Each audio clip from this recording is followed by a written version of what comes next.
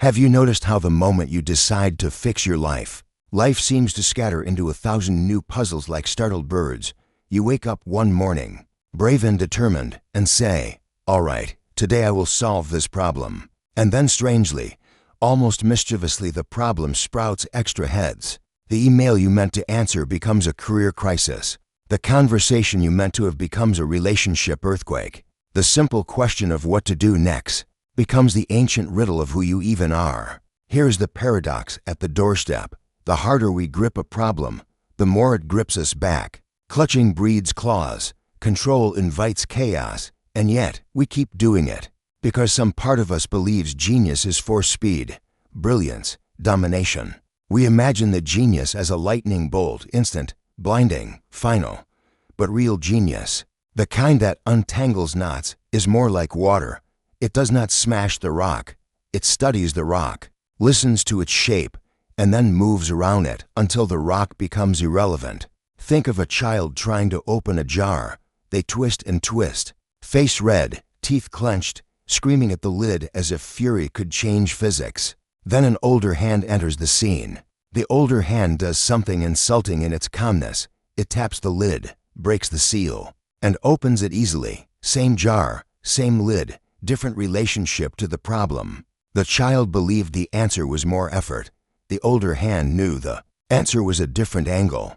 This is what I want to offer you, a way to deconstruct any problem like a genius. Not a trick, not a motivational poster, a way of seeing, because every problem is, at its core, a story you are telling yourself about reality.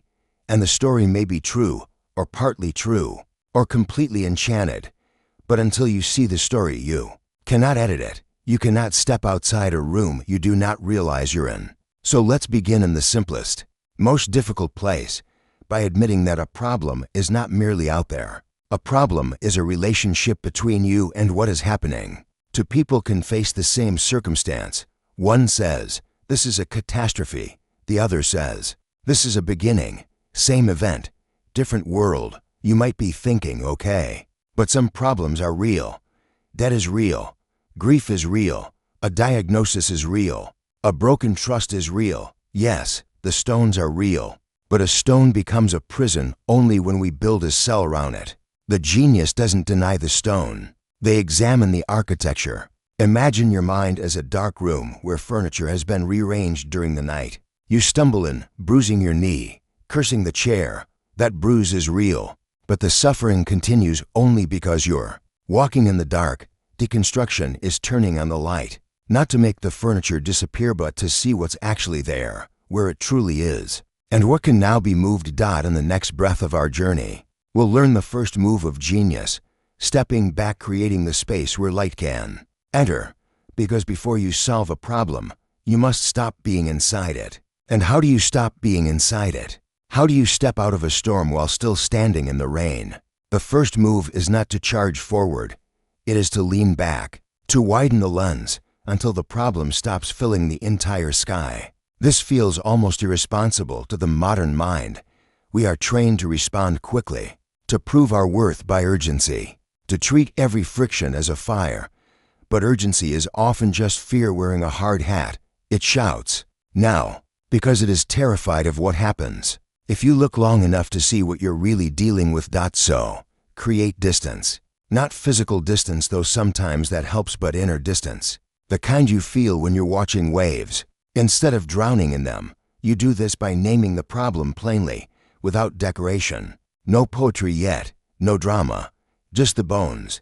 Instead of "My life is falling apart," say, "3 deadlines overlap and I feel overwhelmed." Instead of "She doesn't love me anymore," say, "She hasn't responded to my messages for 2 days and I'm afraid." Instead of "I'm a failure," say, "I applied to 5 jobs and didn't get callbacks." Notice what happens. When you speak like this, the fog thins, the monster shrinks. A problem that was everywhere becomes something with edges. And anything with edges can be held, turned, examined. Here's a small but ancient trick. Write the problem down as if you were describing a movie scene to someone who has never met you. Let the sentence begin with, "The situation is," and force yourself to keep it factual. The moment your pen starts to write the words "always," "never," "ruined," impossible, pause. Those are not facts. Those are the mind's special effects. Why does this work? Because most suffering comes not from what happens, but from the speed at which we glue ourselves to what happens. When you slow down, you notice the glue. Think of a knot in a necklace chain. If you hold it close to your eye and panic, the knot is all you see. Your fingers tremble. You pull randomly. The knot tightens, as knots do when met with blind force. But if you lay the chain on a table, if you breathe, if you let your hands become curious instead of frantic, the knot reveals its logic. Every knot has a shape. Every shape has a way out. Distance gives you 3 gifts. First, it separates you from the problem. You are not your debt. You are not your anxiety. You are not your conflict. You are the one experiencing these things. A small grammatical shift, but a cosmic one. The sky is not the weather. The mind is not the moment. Second, distance exposes time. Many problems are thunderstorms we mistake for climates. You don't need a new planet because today was hard. You may just need to wait for afternoon to pass. Third, distance invites play. And play is not frivolous. It is the highest form of intelligence. A rigid mind asks one question: how do I win? A playful mind asks many questions. What is this made of? How does it move? What happens if I touch it here? So before we dissect anything, before we chase solutions, we make a sanctuary of space. We become the quiet observer. We loosen the grip. We stop wrestling long enough to see what we're wrestling with. And once the light is on, once the knot is on the table, we can begin the next sacred act, stripping the problem down to its first principles, until we reach the simple truths hiding beneath all our clever assumptions. There's a moment, after you step back, when the problem sits in front of you like an animal you no longer have to fight. It is still there, but now you can study it. And this is where genius begins to feel almost unfair, because the next move is so simple that the ego resists it. You strip the problem to first principles. First principles are the ground beneath the floorboards. They are what remains when you remove what you assume, what you inherited, what you heard once in a hurry and never questioned again. They are the atoms of the situation. The genius is not the person with the fanciest answers. The genius is the person who remembers to ask patiently, what is this really made of? Most of us live on top of stacks of assumptions, the way cities live on top of ancient ruins. We walk the streets and never notice the buried temples. But your problem is often a temple you're mistaking for rubble. Let's practice with something ordinary. I need to be successful. Sounds noble, sounds clear. But is it? Strip it. What does successful mean here? Money, respect, freedom, a feeling in your chest. Successful compared to whom? Your parents, your peers, a version of you at 17? And why do you need it? What happens if you aren't? What fear is hiding behind that word? Notice how the problem changes as you ask. The marble statue becomes clay. You're no longer staring at a monolith. You're holding a handful of ingredients. This is the onion method. You peel the layers until you reach the center. And here's the surprise. Often the center is not a hard object. It's a soft question. Sometimes it's empty air. I'm anxious about my job. Why? Because I might lose it. Why is that terrifying? Because I won't pay rent. Why does that feel like the end? Because then I'd be unsafe and ashamed. Now we're not solving job anxiety. We're meeting the human need for safety and dignity. Different problem, different doorway. To deconstruct like a genius, keep asking the kinds of questions. What must be true for this problem to exist? If your problem is people don't respect me, what must be true? That respect is scarce. That you can't generate it without permission. That their view defines your worth. Are those truths or just old spells? What am I taking for granted? If your problem is I don't have time, what are you taking for granted? That time is something others steal. That saying yes is obligatory. That productivity equals value. That rest is a reward, not a right. Every time you find an assumption, circle it like a clue. Assumptions are the joints of the problem. Break the right joint and the whole creature collapses peacefully.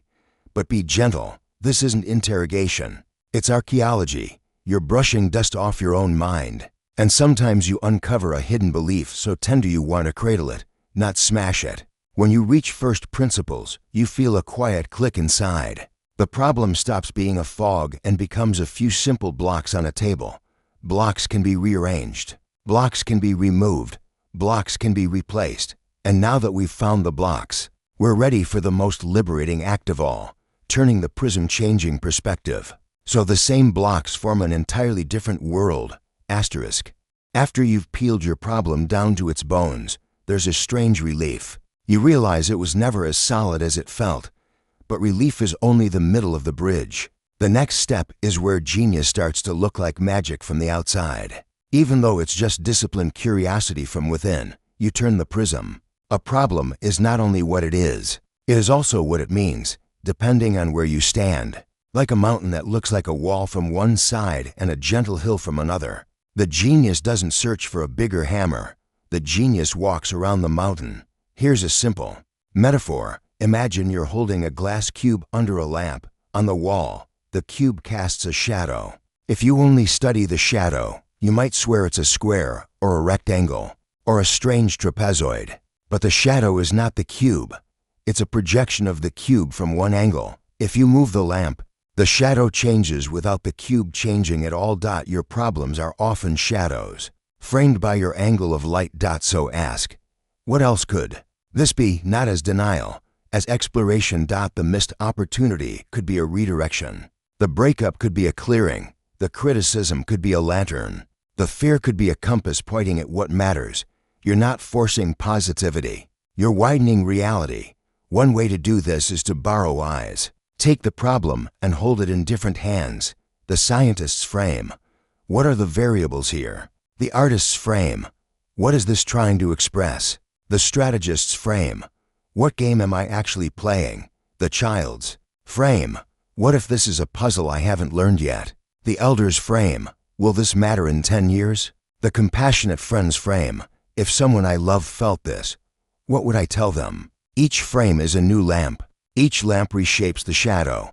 And then there is the frame of opposites, the ancient dance. Every problem carries its sibling inside it. If you look for the opposite, you often find the key. If your problem is I feel stuck, its opposite is movement. Where is any movement possible? Tiny movement counts. A phone call, a page read, a walk taken. Stuckness is rarely total. It only feels total because the mind uses a floodlight on one corner and calls it the whole room. If your problem is I can't control this, its opposite is surrender. What happens when you stop trying to control what cannot be controlled? Suddenly energy that was being wasted becomes available for what can be influenced. If your problem is I'm alone, its opposite isn't necessarily I'm surrounded. Sometimes it's I'm connected. You can be surrounded and disconnected. You can be alone and deeply connected. The opposite reframes the true need. This is why geniuses are often comfortable with paradox. They don't need reality to be one thing. They let opposites coexist long enough for a third option to arrive. Another tool is the map and territory lens. You're not dealing with the world itself. You're dealing with your map of the world. The moment you treat your map as a draft, instead of scripture, your problem loosens. Your map might say, people like me don't succeed. Money is hard to earn. If I rest, I fall behind. Love always ends. But maps are not facts. They are guesses made by a younger you. Update the map and the terrain becomes walkable when you turn the prism. You don't just get a new idea. You get a new self, one who isn't trapped in the first story. And now, with your bones visible and your prism turning, we come to the final move before integration, stepping into reality with small experiments because the mind can dream 1,000 solutions, but life only accepts the ones we dare to test. Perspective is a beautiful thing, but if we stop there, we become philosophers who never leave the porch. The mind can rearrange a problem forever like furniture in a dollhouse and still never live in the house. So the genius takes the next step. Humble and daring, they test reality in small, clean ways. Think of this as crossing a river on stones. You don't leap to the far bank in one heroic bound. You place one foot on one stone, feel its steadiness, then the next. Each step teaches you where the current is honest and where it lies. Many people fail at problem solving not because they lack intelligence, but because they demand certainty before movement. They want the whole staircase lit before taking the first step. But certainty is usually a bribe offered by fear. It says, don't move until you can guarantee you won't fall. Yet the truth of life is that you learn balance by walking, not by waiting. So take your deconstructed problem, those simple blocks on the table, and ask, what is the smallest experiment I can run to learn something real? Smallest, not grandest, not most dramatic. The mind loves dramatic. The mind wants a movie montage where we reinvent ourselves overnight. But real change is made of tiny feedback loops. If your problem is career confusion, the experiment isn't quit my job and find my calling. The experiment might be email one person in a field I'm curious about. If your problem is loneliness, the experiment isn't find the love of my life. It might be say yes to one invitation or send one honest message. If your problem is health, the experiment isn't transform my body in 12 weeks. It might be walk 10 minutes after dinner for 3 days.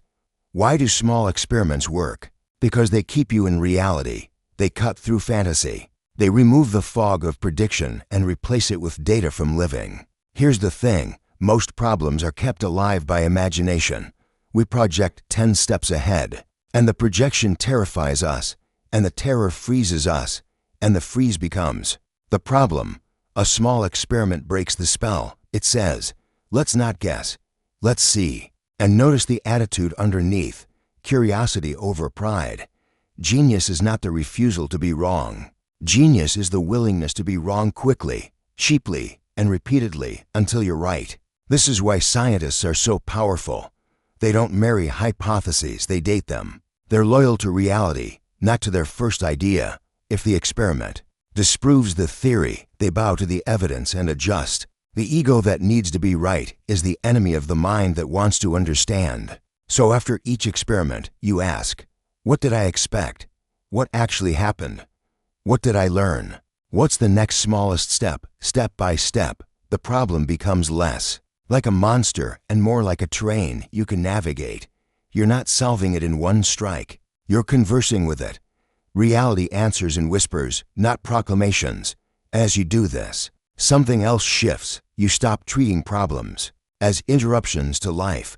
They become part of life's curriculum, teachers in strange disguises. Which brings us to the final turn, integration, where this method becomes not just a tool for puzzles, but a way of being in the world. At some point, if you keep living this way, stepping back, finding first principles, turning the prism, testing small truths, you notice a quiet revolution.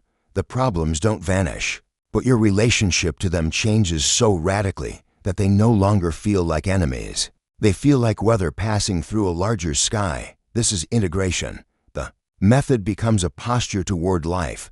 You begin to see that every problem is a mirror, not a cruel mirror, just an honest one. It reflects where you are attached, where you are afraid, where you are still bargaining with time. When you say, I can't handle this, often what you mean is, I can't handle who I become if this is true. The outer dilemma is almost always braided with an inner one. So let's speak plainly about those inner threads. Control. Many problems feel unbearable because they threaten our illusion of control. We want life to behave like a machine, input effort, output certainty. But life is not a machine, it is a garden. You can tend it, you can't command it. The genius understands this, and so they stop wasting energy on the uncommandable. They ask, what is mine to shape? What is mine to accept? And in that split, peace appears. Fear. Fear is the great exaggerator. It takes a single shadow and calls at night. It treats possibility as prophecy. Deconstruction turns fear into information. What exactly are you afraid of? Loss, rejection, embarrassment, death. When fear is named, it stops being a fog and becomes a map. You may still tremble, but now you know the direction. Love. Yes, love. Because love, too, is tangled with problems. We fear problems because we fear losing what we love, our people, our identity, our dreams. But sometimes the problem is love. Asking to grow. A boundary is love for your future self. A hard conversation is love for truth. Letting go is love for reality. The genius sees that to solve well, you must care well, but without clutching. Time. Time is the silent partner in every problem. We suffer because we think this moment is forever. We forget the river. We forget that storms have exits. So integration includes the long view, not to dismiss pain, but to locate it inside a bigger story. Ask softly, how might I understand this later? That question is a lantern in the dark. And finally, self. You are not the problems you meet. You are the meeting place, the doorway through which life moves. When you integrate this, a strange freedom arrives. Problems happen in you, not to you. They are experiences, not identities. You become less like a character, trapped in a plot, and more like the awareness reading the book. So what does it look like to live this? It looks like pausing before reacting. It looks like asking better questions than your panic wants to ask. It looks like letting your assumptions be provisional. It looks like reframing without forcing. It looks like humble experiments instead of grand fantasies. And perhaps the deepest realization is this: genius is not a trait you are born with, asterisk.